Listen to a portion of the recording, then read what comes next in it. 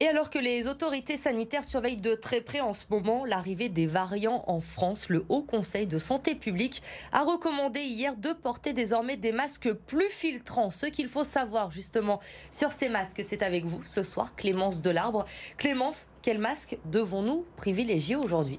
Eh bien, Elodie, le Haut Conseil de santé publique recommande de ne plus porter les masques de catégorie 2 ou ceux faits maison. Le variant anglais du virus étant plus contagieux, il préconise donc de porter les masques les plus efficaces possibles. Et ce sont donc les masques de catégorie 1 comme celui-ci ou les masques chirurgicaux jetables. Ces masques-là ont une efficacité de filtration supérieure à 90%, contrairement aux catégories 2 qui ont une efficacité de filtration de 70%.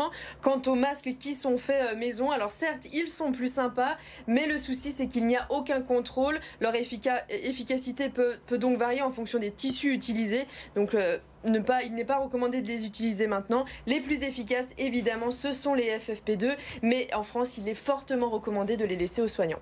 Et il y a du nouveau également, Clémence, concernant la distanciation. Il va falloir qu'on s'éloigne encore plus, c'est ça? Et oui, le Haut Conseil de santé publique recommande d'augmenter les distanciations. Il faudrait passer de 1 mètre à 2 mètres. Le fait de doubler cette distanciation permettrait de diviser par 4 la quantité d'aérosols que l'on peut recevoir quand on parle avec quelqu'un. Une mesure qui est déjà appliquée dans d'autres pays. C'est le cas notamment en Australie ou encore aux États-Unis où la distanciation est de 1,8 mètres. Merci Clémence pour ces précisions.